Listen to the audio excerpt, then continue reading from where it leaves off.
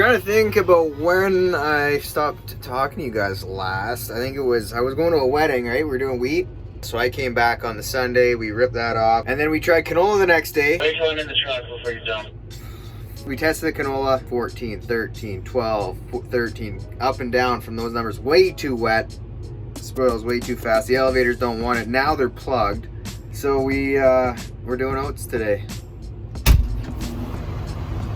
Oh, got it. And this was that sod ground I was talking to you about, eh? Like this was hay for the last, like what, 15 years maybe? Seeded right into it after we sprayed it, and it's a super light crop it looks like, but I think it's running out pretty good. I'm surprised.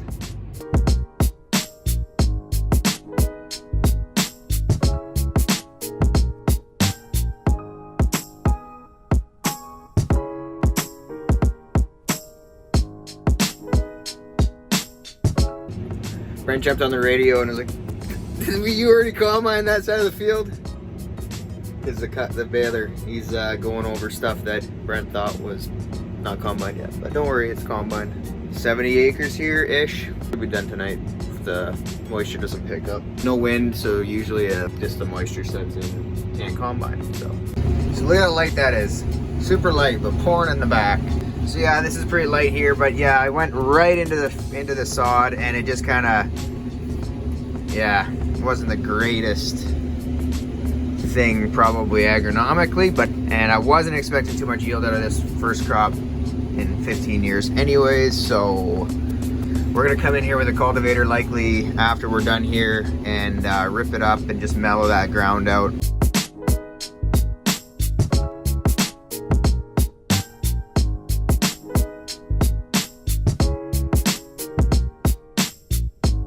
Morning guys. Brent broke the shear pin last night. He said the truck almost fit. Didn't, obviously. Still got another couple hoppers and this truckload to put in a little 1650 bushel bin. And then we're done the oats, onto the canola. Oh man, yeah, so I don't know, did I tell you we finished the oats? Well, we finished the oats anyway. So we're into canola. Where it's good, it's good. Where it's bad, it's fucking really bad. We got some supper here. Holy, some meatballs and some rice and some meat. Oh, don't look at the sample, guys, it's dirty. I figured it's better to, you know, catch it all, that you close the sieves a little bit.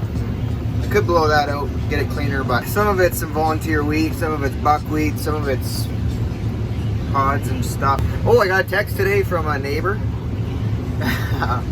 They're having problems. We were fighting for moisture. We took a test on our Clearfield stuff. It was 12.8, too tough.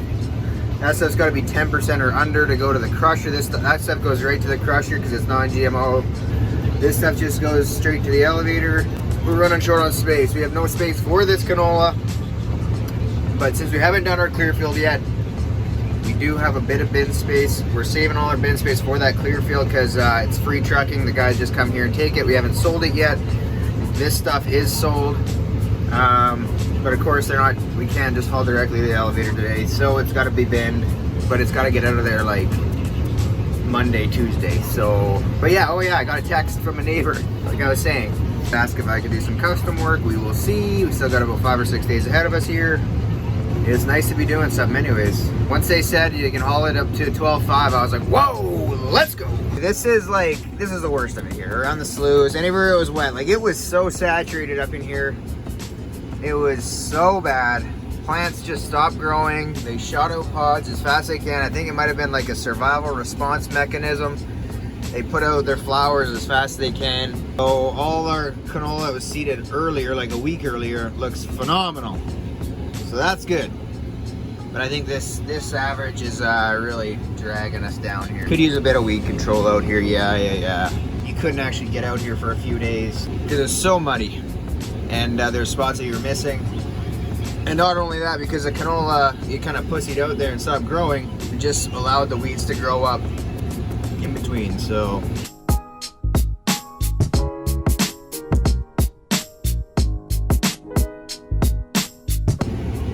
See, where it's good, it's good.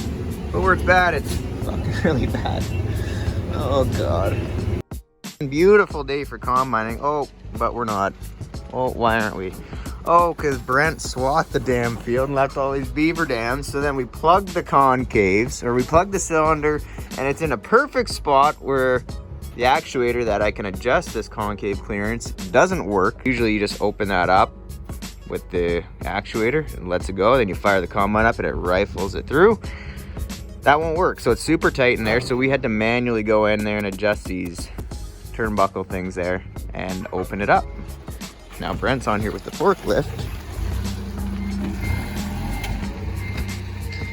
So now he's putting a big wrench on there, and we're gonna be trying to turn that big wheel. That's what spins a cylinder and thrashes the grain in there. So that thing there's the concave, that's the big cylinder, those are the rub bars, and the crop goes up through here, and it, I'm gonna get out of the way here just in case I die. Keep going. See it spinning there? Going backwards. And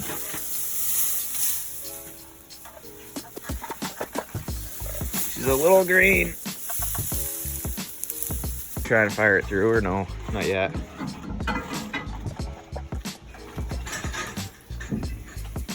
That wouldn't move before.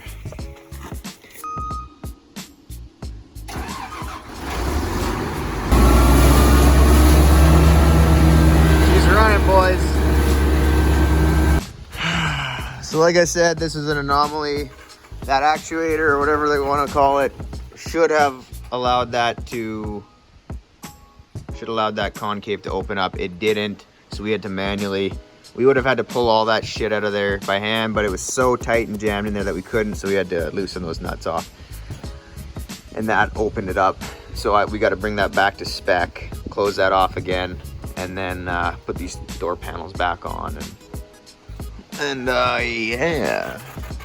So I don't think we would have had near this problem. We haven't, this still green, but that's been down for about 20 days. Usually it's like 14 days, you're good to go. We haven't really had a good killing or a good rain on it. I think a good rain would have washed the color out of it, really made those stalks brittle, but it's been such nice weather lately that it hasn't been that way. So we're dealing with like green straw. So that's the way it is. Canola's dry. The straw is not really matured out yet, so. Boom! Just like that, we're hooked up again. We'll be off and running in no time. So this is combining. This is our canola, you guys. Not a terrible crop, I guess. I don't know. This stuff's probably going like 45. We'll see the better spots, maybe 50, I don't know, but the average is way down because there's so many drowned out areas, so that's what we're dealing with. We're not using the grain cart for unloading on the go that much. If Brent's here, he'll jump in and he'll do the odd load, but it's more just to keep the trucks out of the field and just surge capacity. So, like I said, we only have the one truck. We don't really need another truck because we have that. That was a cheaper option than getting another tandem truck. The grain cart's about 30 grand. Another tandem truck's about, I don't know, used one, maybe 40, 50 grand. So, plus if you have another truck, you need another driver. That can just sit there. Yeah, one less power unit, no engine in that, so they already have the tractor. Don't gotta worry about another truck engine.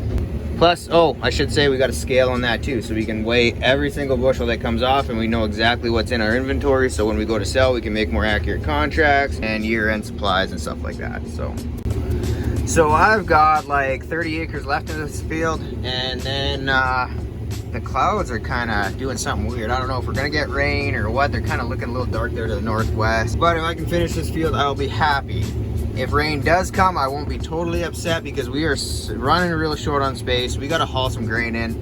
This canola was not supposed to go in a bin. It is Sunday today. The elevator that we were hauling to said they can't take anymore. They're waiting on a train. The train showed up yesterday, so they're loading yesterday and maybe today. So if it does rain, Brent can spend the day hauling this to town to the elevator. Do we have enough bin space for the other 500 acres down the road of Clearfield canola? That stuff's got to be binned. Because, like I said, it's free trucking, and we don't want to have to truck it. So if we can just store it, plus if we store it, we can get better price. That stuff, that Clearfield stuff, it's non-GMO, so we're getting a premium anyways. We sold this shit for like 11 bucks. That stuff there, I got some price priced out at like $12.50, I think. So I think that stuff was too wet anyways. So that's got to be 10. This stuff's got to be like under 12 and a half. That stuff's got to be under 10. So I'm just giving it another chance to dry down.